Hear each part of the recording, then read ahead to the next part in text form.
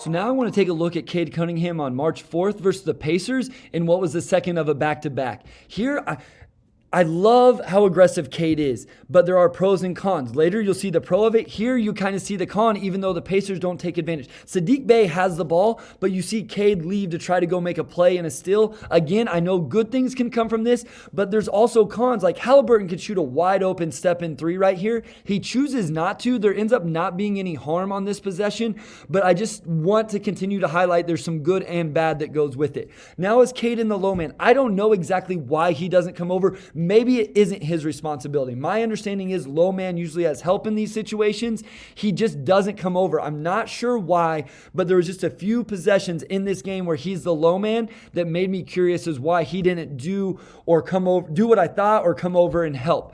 How about some good though, right? So here, effective switch with Corey Joseph, match it up on Brogdon. Great job guarding with his hands up, not reaching in, not slapping at the ball, stays in front, and then makes multiple efforts to switch out onto the ball again. Another effective switch. Here's where it gets a little dicey. He's fighting over the top. Stewart's switching, so some miscommunication there, even though it was better in general in this game, but a nice on-ball possession from Cade. Here, after a turnover, 8.5 minutes to go still in the first quarter. He has no fouls, and he keeps it that way. He contests without bringing his hands down. Okay, so he makes it a tough shot. He doesn't get the block. The bucket is made, but he doesn't put himself in foul trouble like we saw from that Celtics game early on in the game. Another low man possession. So this is the one that I'm really curious about. Jeremy Grant is here to tag Isaiah Jackson. Saddiq Bey looks like he's getting beat right now. Cade is engaged. I'm just not sure why he never comes over to help contest or try to take a charge or anything. Again, my understanding is that is his rotation. Maybe he didn't think Saddiq had gotten beat enough. It was just a few possessions that were interesting to me. Here, nice closeout on Lance Stevenson. Again, great job communication, whether it's him or Jeremy or both on the ghost screen. They don't get it confused. They do execute it, and then the possession stays on, and we're going to get into a late shot clock situation here on a shooter, and I love this closeout from Cade. So 1 second on the shot clock plus a shooter. You got to go fly-by closeout like he does right there. Love the recognition from Cade. How about transition communication? So Stu gets caught up here, and you're going to see Cade communicate with him. He's pointing at him. He's talking about matchups.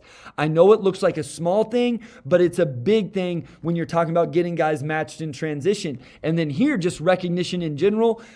Pacers have the numbers. He sees what's going on. You see him looking. He sees where the pass is made, and he's making a beeline to Buddy Hield, helping take away a transition three from Hield. Now, yes, you would like to see him maybe break down and stay in front, but you still would rather have Hield going to the rim than that catch and shoot three that he could have gotten. In that Celtics game, we saw him get beat in transition on some attacks to the basket. Great job here staying in front. Obviously, different level of players, but he stays in front, does a really good job, and then again executes a switch, which again from that Celtics game, we saw him have some struggles with.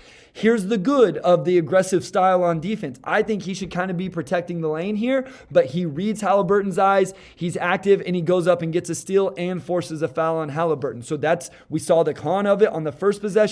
There we see the pro. And then off ball, okay, we've talked about this, him leaving shooters or losing shooters. At times, he can get a little focused in on the ball. And it does look like Jeremy talks to him right now, lets him know that it's coming.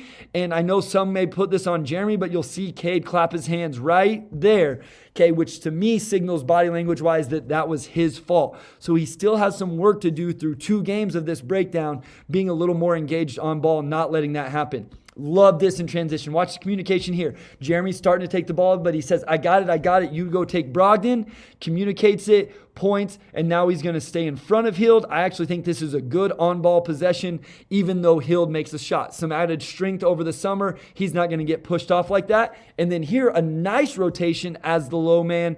As the roll comes, he steps over, ends up forcing a pass and a turnover from Isaiah Jackson. Really nice low man rotation there from Cade Cunningham.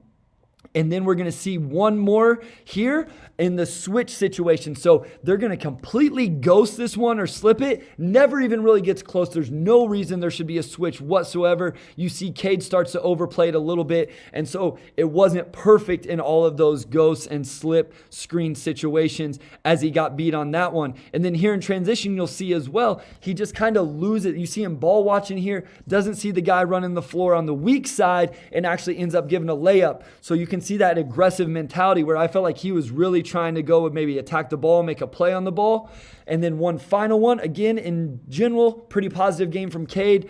On the ghost screen, he's going to stay home. They execute it, stays in front of Brogdon, and does a good job.